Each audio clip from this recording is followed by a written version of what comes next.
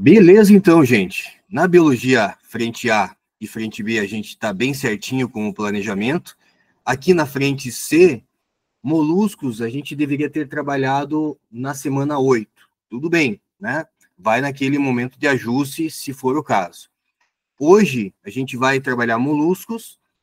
Se der tempo, a gente trabalha ali um começo de artrópodes, mas artrópodes é um filo que a gente tem que trabalhar com cuidado, porque é um dos filos que mais cai no vestibular. Você tem a classe dos insetos, a classe dos aracnídeos, dos crustáceos, tem quilópodos, diplópodos. Então, eu não vou dizer, vamos terminar artrópode. Não, no máximo, se a gente falar alguma coisinha aqui de artrópode hoje, né? Mas vai ficar para a semana que vem também. E aí, equinoderma é rapidão. Equinoderma não tem muita coisa de enrolação, não. Mas vamos lá. Moluscos, eles têm esse nome, são animais aí de corpo mole, né? O nome já diz, moluscos, animais de corpo mole. O que eles trazem de novidade aqui, galera? Eles vão trazer de novidade um exoesqueleto, né? Eles têm um exoesqueleto, só que não é de quitina, um exoesqueleto de carbonato de cálcio, um exoesqueleto calcário, né? A presença da concha. A palavra concha significa válvula, por isso que você vai ter os bivalves, os univalves, né? Porque a palavra válvula significa concha. Então, vamos lá falar desses animais que são tão fantásticos aí também. Muitos podem também ser pragas, né? E até mesmo espécies exóticas, como o caramujo africano, né? Ou a chatina fulica, que para nós aqui no Brasil é uma espécie exótica, foi utilizado aí como escargot, né, na alimentação e não teve muita saída e virou uma praga na nossa região. Quando a gente fala então de moluscos, animais de corpo mole, são animais triblásticos, protostômios. Triblástico porque tem 3 folhetos embrionários, ectoderme, endoderme, mesoderme. Protostômio porque o blastóporo, lá na fase embrionária, dá origem à boca do animal. São animais celomados, assim como os anelídeos, que nós estudamos na aula passada. Tem simetria bilateral e vão apresentar esse exoesqueleto calcário. Não são todos os moluscos que apresentam concha, mas a maioria apresenta.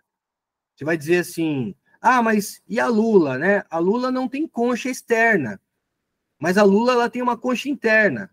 Foi um exercício durante o meu estudo universitário, uma prática em que o professor levou para nós lá a lula, né? E a gente conseguiu localizar essa parte interna da lula ali, né? A concha interna. Então, temos lesma que não tem concha, o polvo não tem concha, mas aqui vocês estão vendo um bivalve, né? Bivalve, 2 conchas, né? Ostra, marisco, mexilhões, as vieiras, são animais bivalves, né? Tem 2 conchas. Caracol, caramujo tem uma concha. E aí a gente divide, então, esses grupos dos moluscos em 3 classes. Os gastrópodes, os pelecípodes ou bivalves e os cefalópodes. Gastropode. Quem são os gastrópodes? Gente, mais de 70% do grupo é formado por gastrópode. Eles não têm concha ou concha com uma válvula. Por exemplo, caracol de jardim tem uma concha. Planorbídeos, né? Planorbídeos, ele está falando de caramujo. Por exemplo, o caramujo bionfilaria, lá da esquistossomose, lembra? Caramujo bionfilaria é um planorbídeo. Eu uso o termo caracol para molusco terrestre e caramujo quando ele é aquático ou planorbídeo. Escargot e lesma. Lesma não tem concha. Planorbídeo tem uma concha. Caracol de jardim tem uma concha. Escargot tem uma concha, tá? Bivalves são aquáticos, concha com 2 válvulas, geralmente são dioicos.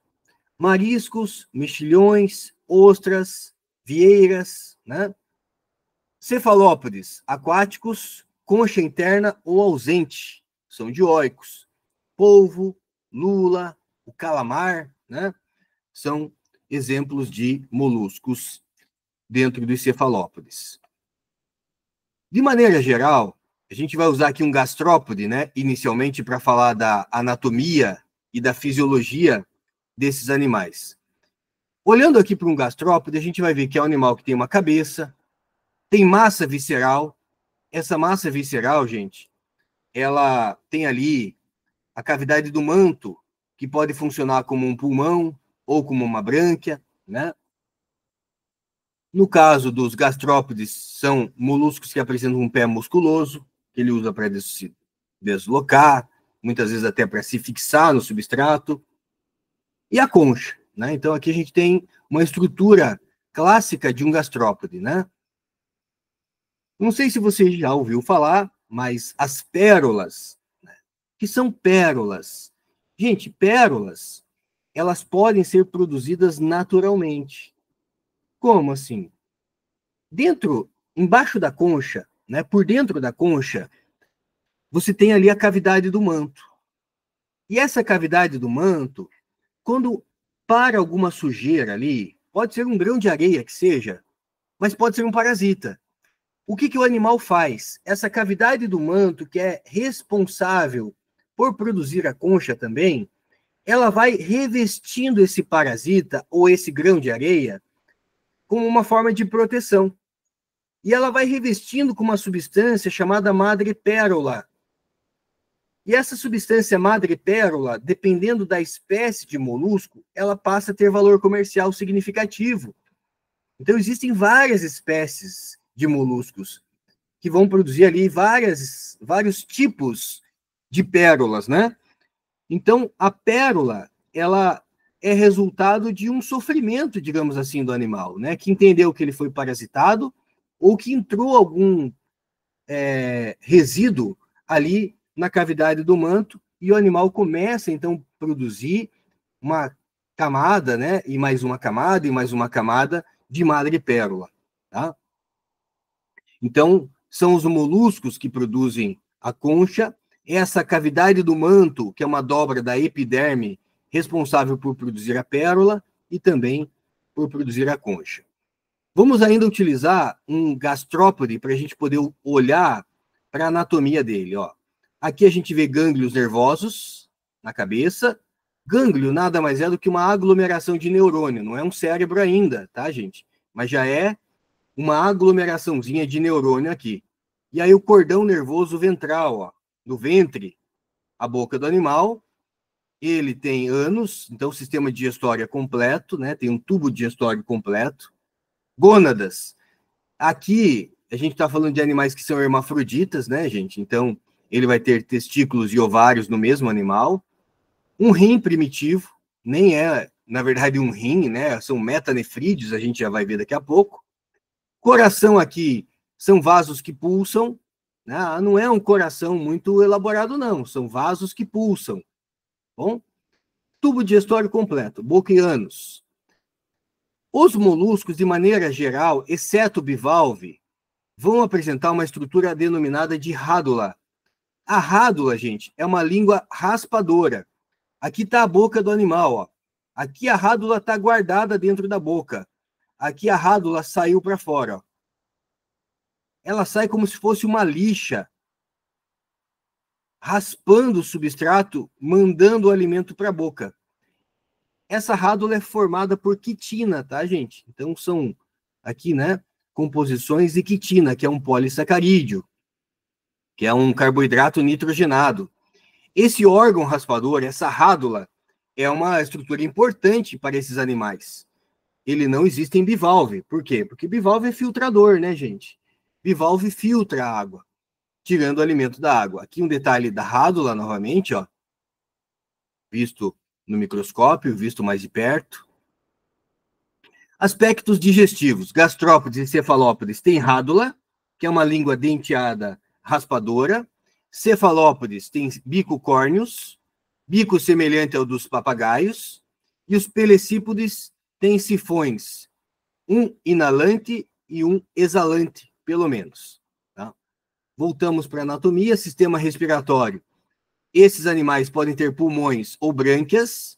No caso do caracol, que é um molusco terrestre, ele vai ter a cavidade do manto funcionando como um pulmão. Não é um pulmão de verdade, tá, gente? Mas a cavidade do manto, como é uma região muito vascularizada, tem muitos vasos sanguíneos, ela facilita o processo de troca gasosa. Então, ela funciona como um pulmão, tá? Já nos moluscos aquáticos, a cavidade do manto vai funcionar como brânquia, chamadas de quitinídeos ou brânquias. Aqui o rim, né, que eu falei, um rim primitivo, que são os metanefrídeos, o sistema nervoso ganglionar e ventral, e o sistema circulatório vai apresentar ali o coração, que são vasos que pulsam, e tem, né, gente, a circulação do tipo aberta. Essa circulação aberta, ele tem lacunas que fazem com que o sangue extravase, e ao extravasar, isso diminui a pressão sanguínea. Circulação aberta. De maneira geral, os moluscos têm circulação aberta. Isso explica por que eles são muito lentos, muito lerdos no deslocamento. O pigmento sanguíneo que vai ajudar a transportar o oxigênio aqui não é a hemoglobina, é a hemocianina. Enquanto a hemoglobina precisa do ferro, a hemocianina precisa do cobre. E é por isso que o sangue desses animais é mais azulado do que avermelhado. O nosso sangue é vermelho por conta do ferro. O sangue desses animais é azul por conta do cobre. Porque a hemoglobina precisa do ferro. A hemocianina precisa do cobre para funcionar. Polvo e lula são animais ágeis. Como é possível polvo e lula ser ágil se moluscos têm sistema circulatório aberto? Aí é uma exceção, tá, gente? De maneira geral, moluscos têm circulação, sistema circulatório aberto. Eu vou pensar na exceção se o exercício falar da exceção. Existem moluscos com sistema circulatório fechado? Existem. É uma exceção, mas existe. Quem? Polvo e lula, né? Os cefalópodes têm circulação fechada. Reprodução. Os gastrópodes, eles são monóicos, são hermafroditas, têm penetração com fecundação interna e cruzada, ele não faz autofecundação, tá? É um gastrópode subindo em cima do outro aqui para fazer a fecundação interna e cruzada. Não tem fase de larva, o desenvolvimento é direto, beleza? Já os bivalves, os pelecípodes, os moluscos aquáticos, né? Eles são monóicos ou dioicos, no caso do mexilhão. Então, aqui eu estou falando de ostra, mariscos, vieiras, que são monóicos, e dioicos, no caso do mexilhão. Então, tem fase larval, desenvolvimento indireto com fase larval. E a fecundação, geralmente externa. Aqui você vê a larva Veliger e aqui a larva Trocófora. Dois tipos de larvas presentes aí nos moluscos aquáticos. E o polvo, antes de falar do polvo, deixa eu trazer mais uma curiosidade aqui, né? A concha é univalva, mas a gente não usa esse termo univalva, né? A gente chama de gastrópodes. Respiração pulmonar, no caso, se eu estiver falando, né, de caracol, que é terrestre, caramujo já vai funcionar como brânquia. Os pelecípodes são bivalves, apresentam brânquias ciliadas, são filtradores, ó, brânquias filtradoras aqui. E tem o biço. Para que serve o biço? É uma estrutura de fixação. Não sei se você já foi, às vezes, mexer numa conchinha, ela está grudada na rocha. Esse biço, gente, é uma estrutura fixadora. É tipo um pelinho, né, que o animal tem ali, que gruda na rocha, que faz ele deixar o animal estável, mesmo que a maré venha, né, que a onda venha e bata na rocha, o animal continua preso ao substrato. E a gente termina aqui os moluscos falando dos cefalópodes, né, da lula e do polvo. O desenho que está na tela aqui, gente, é o desenho de uma lula, tá? Então você vê ali a boca do animal, glândula salivar, bico córneo, as brânquias, o manto, né, a cavidade do manto. Agora, detalhe aqui para as tentáculos ventosas. A concha interna é essa parte preta aqui, ó. Você vai dizer, Giovanni, qual a vantagem de ter uma concha dentro do corpo?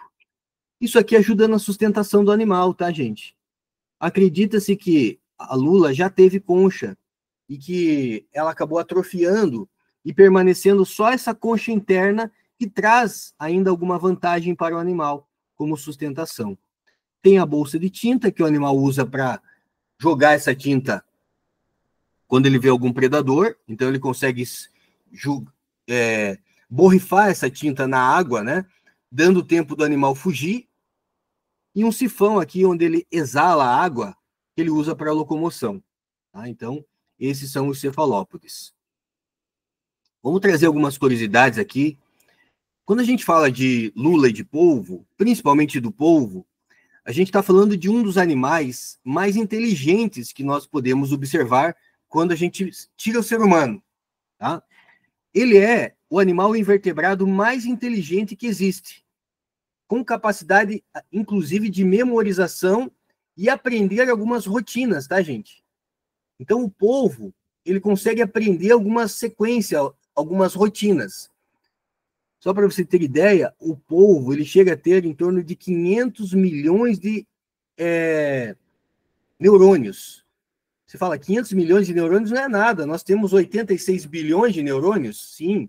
Mas para um animal invertebrado, gente, essa é a quantidade de 500 milhões de neurônios, é uma quantidade significativa. Esses animais, então, já vão apresentar olho com lente. Né? A gente está falando ali do cristalino. Comentei do gênio dos oceanos, né? Tentáculos que tomam decisões de maneira independente do cérebro. E são considerados aí os gênios, né, do oceano. O polvo, ele consegue ser mais inteligente, galera, inclusive que alguns cordados, que já têm cérebro ali, bem, né, como alguns peixes, alguns anfíbios. E aí, conforme prometido, eu vou começar os artrópodes, provavelmente aqui, né, falando só dos insetos, e aí a gente deixa o restante dos artrópodes para a semana que vem.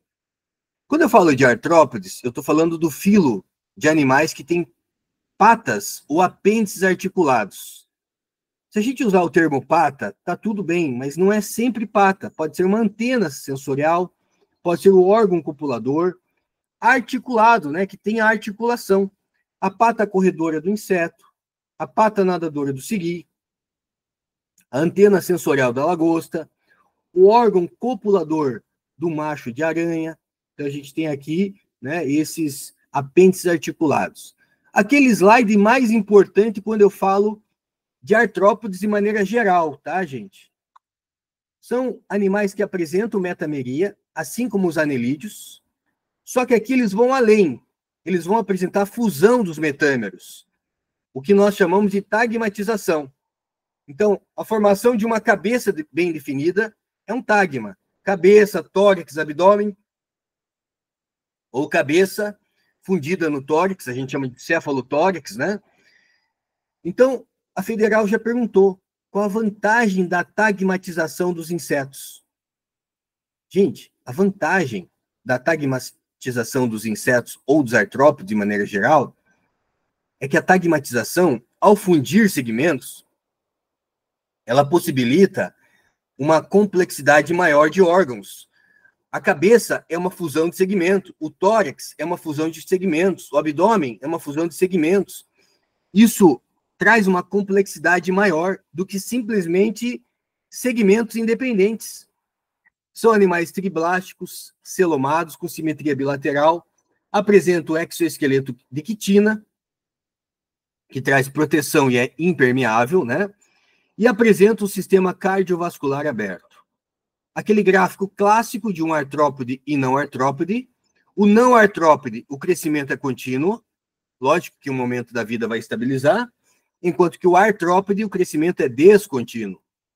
Tem épocas do ano que ele cresce, mas tem época do ano que ele não cresce. Então, a gente chama essa troca de exoesqueleto de mudas. Equidizes ou muda. Equidise ou muda é isso aqui, galera. Quando você vê uma cigarra cantando, né?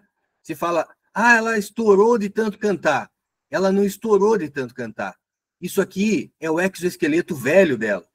Esse exoesqueleto velho, ele tem um nome, tá, gente? Esse exoesqueleto velho, ele é chamado de exúvia. Exúvia. E o hormônio da muda é um hormônio chamado equidizona. Hormônio equidizona. Equidizona. É o hormônio que regula a muda do animal. Tá? Então, aqui você está vendo exatamente o momento que uma cigarra está trocando o seu exoesqueleto. Aqui você vê o momento que um crustáceo está trocando o seu exoesqueleto. Ó. E esse exoesqueleto velho, chamado de exúvia, né? Como que é a parte do corpo de um artrópode? Os insetos têm o corpo dividido em 3 tagmas, cabeça, tórax e abdômen, enquanto que os aracnídeos e crustáceos têm o corpo dividido em 2 tagmas, céfalo-tórax e abdômen. Tá? Vamos começar falando dos insetos nessa aula de hoje. Os insetos, eles apresentam diferentes aparelhos bucais. O gafanhoto tem um aparelho mastigador, a abelha lambedor, mosquito picador, borboleta, né? Vai ter um aparelho aí sugador, a mosca também um aparelho sugador. Então veja que existe uma variedade de aparelhos bucais, beleza? A parte de respiração eu já falo mais adiante aqui, ó. A respiração dos insetos, ela é uma respiração que independe do sistema circulatório. Quem transporta oxigênio nos insetos não é o sangue. Então, por mais que esse animal tenha o sistema circulatório aberto, cardiovascular aberto, é um animal ágil porque quem transporta o oxigênio não é o sangue. Aqui o oxigênio ele vai entrar por estruturas na lateral do corpo que são chamadas de espiráculos. O ar entra, passa por traqueias, passa por traquéulas e vai diretamente para as células, vai diretamente para os tecidos. Então, o que faz esse animal ser ágil, mesmo tendo um sistema cardiovascular aberto? O sangue desses animais, gente, é chamado de hemolinfa. O que é hemolinfa? É um sangue sem pigmento. Aqui não tem hemoglobina, aqui não tem hemocianina. Porque quem transporta o sangue, o oxigênio, não é o sangue. O oxigênio, ele entra por espiráculos e vai direto para as células, sem participação do sangue. Essa respiração é denominada de respiração traqueal. Lembre-se disso. Como que esses animais excretam? O sistema excretor é feito através do que a gente chama de túbulos de Malpighi. Gente, Marcelo Malpighi foi um médico cientista que passou a estudar a excreção dos animais. É o mesmo cara que estudou lá também botânica, onde se tem um anelamento de Malpighi lá no tronco das árvores. O túbulo de Malpighi é um túbulo que ele capta as excretas do intestino e manda para o intestino, e essa excreta, então, vai ser eliminada junto com as fezes. Então, imagine, você tem ali o túbulo de Malpighi, aqui está o intestino do animal, ó. Então, o intestino é essa cavidade aqui, tá, ó.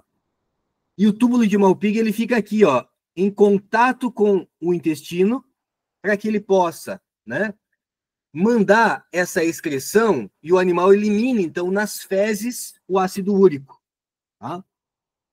Circulação aberta. Quem tem esse sistema circulatório aberto? Moluscos e artrópodes. Quem tem sistema circulatório fechado, aqui, né, você vai ter anelídeos, cordados e moluscos cefalópodes. Os insetos passam por metamorfose. A traça de livro é o único inseto ametábulo, que não tem metamorfose, ou seja, o jovem é igual o imago, que é o adulto. Mas o gafanhoto, o grilo, o percevejo, que causa lá a doença de Chagas, o inseto barbeiro, é hemimetábulo. O que significa ser hemimetábulo? Que ele tem uma fase jovem parecida com o adulto, mas não é exatamente igual, porque o jovem não é maduro sexualmente e o jovem ainda não tem asas funcionais. Esse jovem que não é maduro sexualmente e não tem asas funcionais é chamado de ninfa, tá? E aí, a maioria dos insetos tem metamorfose completa, são holometábulos. Borboleta, mosca, mosquitos, de maneira geral, né? Vão ser holometábolos. Holo quer dizer total, metamorfose completa, tá? Aqui tem larva, tem ovo, larva, tem o casulo, conhecido como pupa ou crisálida, e tem o imago, que é o adulto. E eu termino essa aula trazendo uma curiosidade aqui para vocês. Olha só essa imagem aqui, gente. Corantes que você pode ver em gelatina, que você pode ver num batom, que você pode ver num danoninho, em iogurtes. Se você olhar no rótulo e você ver esses códigos aqui, ó, CI 75470, carmim, cochineal, corante, corante natural, ácido carmínico. Corante natural, porque ele é sangue de cochonilha. Caraca, Giovanni, tem sangue de cochonilha no meu danoninho? Tem. No meu batom? Provavelmente sim, né? O que é esse sangue? É o esmagamento desses animais aqui. Para você produzir uma pequena quantidade de corante, você precisa esmagar bilhões de cochonilha, gente. Esse inseto ele é uma praga na agricultura. E hoje, algumas indústrias cultivam essa praga para poder produzir corante. É um corante natural. Você fala, estou consumindo um iogurte de morango que está escrito lá que contém um corante natural. Se é um corante natural, não vai fazer mal. Pode causar alergias, tá, gente? É natural, mas é um sangue de um inseto. A cochonilha é um inseto. Aqui você tem um macho, ó. Então aqui vem a parte do ciclo do macho e aqui está a fêmea, né? Aqui a fêmea é pequenininha, depois ela tem a carapaça dela ali, né? Então, ele pode vir classificado de diversas formas aí, né? Então, você tem esses insetos aí sendo utilizados na indústria de alimentos, na indústria estética, né? Sei lá, tem um corante no batom, né? E aí isso pode vir da cochonilha. Tem algum efeito colateral? Riscos de alergia somente, tá, galera? Nada grave, assim, não vou usar mais, não vou comer mais danoninho. Não. Se você comeu e nunca teve problema de alergia, tá tudo bem, tá? Eu não vou começar aracnídeo, já é 3h54, então dando aí também um tempinho para você poder fazer a transição para outra tela, para outro professor. Eu vou parar por aqui. Daí semana que vem a gente continua a partir de aracnídeo, tá bom, galera? Obrigado e até mais. Um abraço.